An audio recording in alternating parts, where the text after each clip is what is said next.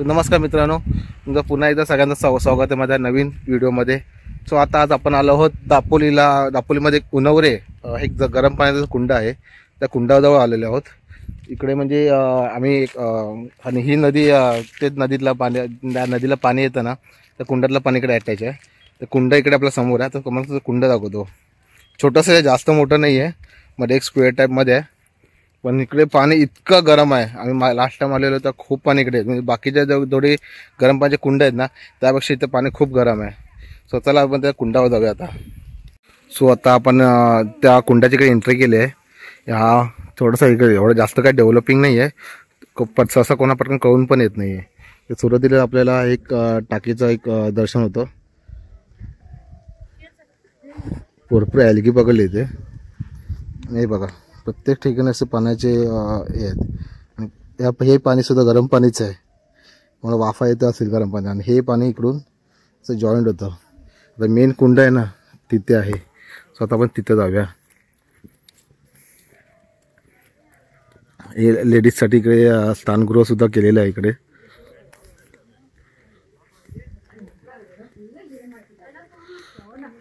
हे कुंड आहे.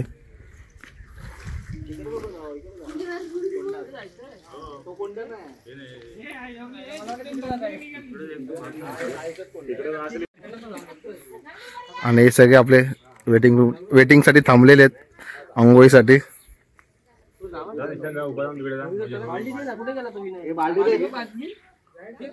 आणि ह्या पाण्याचा स्रोत तो बघा इथे आहे.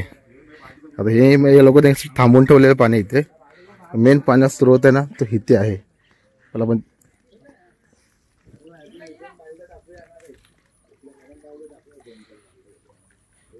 आणि मेन पाण्याचा स्रोत आहे ना इथे आहे. लोकांनी पण नारळ वगैरे टाकलेले इथे. तांबेला तुम्ही काही उकळा ठेवाल ना बॉईल करण्यासाठी, ते बॉईल होऊन येईल इकडे. पाणी इतकं पाणी गरम आहे. तुम्ही इकडे बघू शकता की वाफा पण येत आहेत आणि बबल्स येते. म्हणजे पाणी एवढं उकळलेलं आहे इकडे, इतकं पाणी गरम आहे. आणि हा पाण्याची आउटलेट निघून त्याला इकडे वाफा तुम्हाला दिसत असतील कदाचित.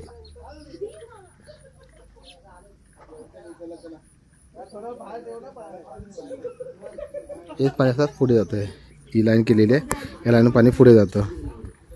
आणि अर्धं पाणी तर तुम्हाला नदी दाखवली ना, तर नदी पाणी समोर आपण नदी दाखवली, तर नदीत हे पाणी जातं इकडून.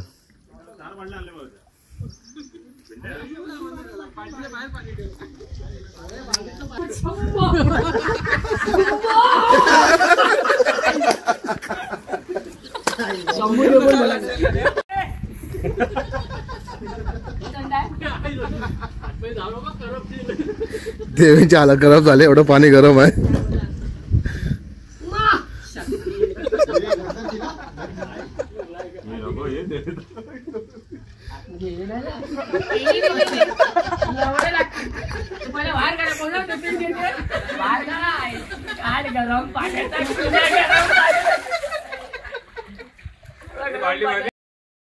घालू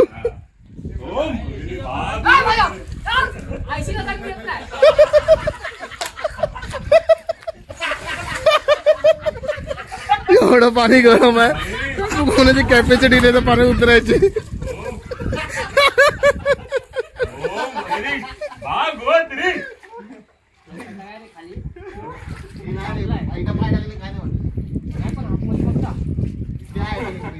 पाय टाकू शकतो पाय टाकला ना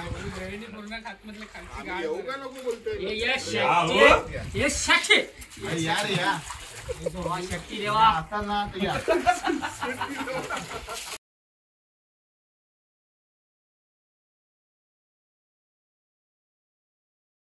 देवेन पाणी जास्त गरम आहे.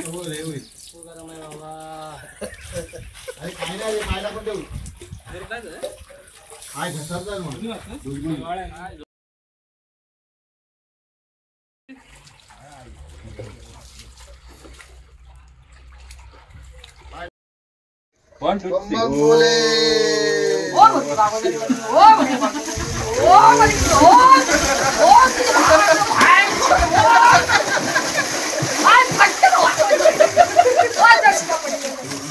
हे पाणी सल्फरयुक्त आहे. काहींचं म्हणणं असं असतं की बाजूला कुठे ज्वालामुखी असते किंवा ज्वालामुखी प्रदेश असतो, त्यामुळे एक जमिनीतून गरम पाणी येतं, असं काहीकांचं म्हणणं असतं.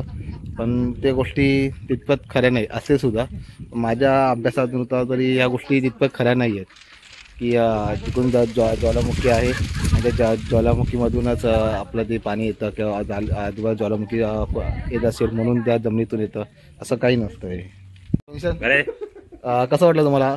आता नाना तू पण फर्स्ट टाइम आलास, तर हे उन्हावरे गरम पाण्याचं कुंड कसं वाटलं? खूप छान आहे. पाण्यामध्ये सल्फरयुक्त पाणी असल्याने ते आपल्या अंगावरील काही त्वचावरील काही रोग बीग असेल तर ते नीट होते. तसेच गरम पाण्याने चांगले बॉडीला शेक आणि मसाज मिळतो आणि पूर्ण आलेला थकवा आपला निघून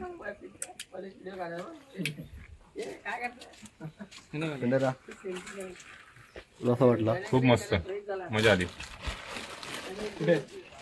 मस्त एकदम छान. सो आता तुम्हाला ते सांगितलं की हे पाणी सल्फरयुक्त आहे, तर त्यामुळे सल्फरयुक्त पाणी असल्यामुळे इकडे जास्त मोठं का लोक येतात इकडे, कारण की आपल्या स्किनवर काही इन्फेक्शन असतं, स्किन डिजीज झालेले असतात किंवा कोणाचं दुखणं का पण बोलतो कोणा मुकामार लागायचं बरेच दिवस बरा होत नाही, तर हे कुंडात जास्त मोठं गरम पाण्याचे कुंड असतात ना, तिथे येऊन आंघोळ केल्याने किंवा ते पाणी आपल्या अंगावर घेतल्याने ते आपल्या त्वचाचे रोग असतात किंवा ते कोणाचा हातपाय दुखा असेल ना ते बरा होऊन जातो. म्हणून लोक जास्त करून इकडे काय, आणि हे बरं व्हायचं कारण का ते पाणी सल्फरयुक्त असतं म्हणून. सो कधी पण आलात तर या उन्हावरेला, दापोलीत आलं तर उन्हावरेला आवर्जून भेट द्या. थोड्या वेळ का होईना या, एवढं बघण्यासारखं काही नाही आहे इथे, पण हे फक्त एकच गरम पाण्याचा कुंड आहे या. आणि ही व्हिडिओ तुम्हाला कशी, छोटीशी व्हिडिओ आहे उन्हावरेची, जर तुम्हाला कशी वाटली तर मला नक्की कळवा कमेंट करून, आणि माझ्या चॅनलला सबस्क्राईब करा. सो भेटू आता लवकरच नवीन व्हिडिओमध्ये, तर तोपर्यंत तुम्हाला सगळ्यांना बाय.